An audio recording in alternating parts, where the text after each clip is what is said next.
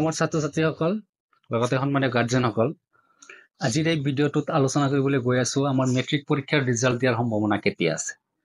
আমি হয়তো সকলোৱে গমে পাওঁ আমাৰ অনাৰেবল চিফ মিনিষ্টাৰে এটা আভাস দিছে সঁচাকৈ আমাৰ ৰিজাল্ট কালি বা পৰহি ৰিলিজ হোৱাৰ সম্ভাৱনা আছে নেকি। এতিয়া বহুতে মেছেজ আৰু ফোন কৰি আছে সঁচাকৈ ৰিজাল্ট কালি দিয়া হ'ব নেকি।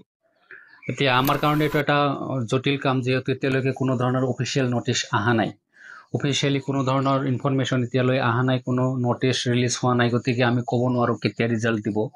কিন্তু এটা আশা কৰিব পাৰোঁ যিহেতু এইবাৰ MCQ আছিল 45 মাৰ্কছ বিভিন্ন ছাবজেক্টত, গতিকে আমাৰ পেপাৰ চোৱাৰ যিটো স্পীড বহুত স্পীডি হৈছে আৰু কামবিলাক সহজ হৈছে, গতিকে হয়তো বহুত আগুৱাই আহিছে ৰিজাল্ট ডেটটো।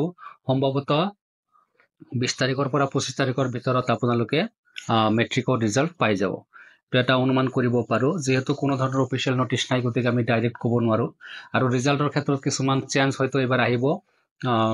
এডুকেশ্যন মিনিষ্টাৰে বা অনাৰেবল চিফ মিনিষ্টাৰে ঘোষণা কৰিছে, আমি নিউজত চাইছিলোঁ যে কোৱা হৈছিল হয়তো এইবাৰ কিজানি কি নাথাকে, পজিশ্যনছবিলাক নাথাকে বা ষ্টেণ্ড যিটো আছিল আগে পিছে সেইটো হয়তো এতিয়াৰ পৰা নাথাকিব।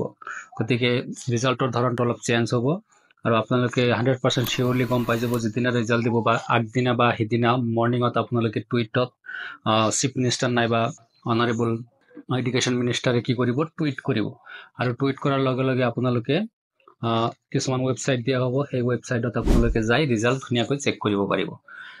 আৰু এটা কথা হ'ল যে আপোনালোকে প্লে ষ্টৰত যাই HSLC ৰিজাল্ট 2024 মাৰিলেও এটা এপ পাব, সেই এপতো যাই আপোনালোকে কি কৰিব পাৰিব, ৰিজাল্ট ধুনীয়াকৈ চাব পাৰিব। আজিৰ ভিডিঅ'ত ইমানেই। এডুকেশ্যনেল যিকোনো ভিডিঅ'ৰ কাৰণে চেনেলটো ছাবস্ক্ৰাইব কৰি থ'ব। প্ৰত্যেকটো নিউজ আপোনালোকক দিয়া হ'ব, ৰিজাল্ট কেনেকৈ চেক কৰা হয় এইবিলাকো ৰিজাল্ট আউট হোৱাৰ লগে লগে আপোনালোকক এই চেনেলত দিয়া হ'ব। Thank U.